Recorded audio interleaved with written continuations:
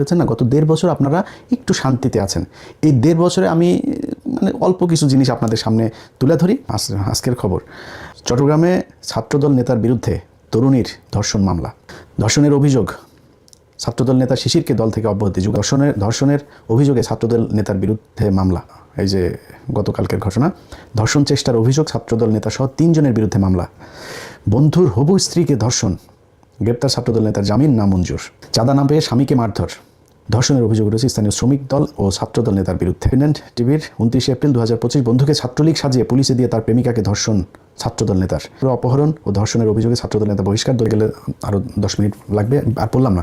কয়েকটা জিনিস পড়লাম আর কি, পড়ে এটা আপনাদেরকে বুঝাইতে চাইলাম যে আপনারা যেই দলের বিরুদ্ধে জামাত বিএনপি, আপনারা নিজেদের ভেতরে এই যে এটা করে দেশকে একটা বিরাট করতে চাচ্ছেন। এটা করে হবে কি যে আওয়ামী লীগ সবসময় এই গেমটা খেলেছেন যে এই দেশে এই ইসলাম ফোবিয়া পৃথিবীর বিভিন্ন দেশকে ঢুকায় এই দেশটা ইসলামের ইয়েতে চলে যাচ্ছে, বিশাল খারাপ মধ্যযুগীয় দেশ হয়ে যাচ্ছে, এরকম বুঝাইতে চায় তারা এই অস্ত্রগুলো ব্যবহার করতে। সেই অস্ত্রটা আপনারা ব্যবহার করছেন এখন আওয়ামী লীগের মতো করে নিজেদের ভিতরে কাদা ছোড়াছুড়ি। ভাই, জামাত ইসলাম ক্ষমতায় আসলে দেশ পাকিস্তানের দিয়ে দিতে পারে, দেশ আমেরিকারে দিতে পারে, দেশ চীনের দিতে পারে।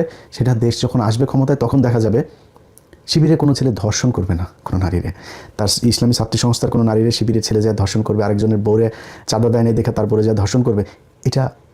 এটা কোনোদিনও ঘটবে না। যদি ঘটে, কোনোদিনও যদি ঘটে, সে ব্যক্তি কোনোদিনও এই ব্যাক করে আসতে পারবে না।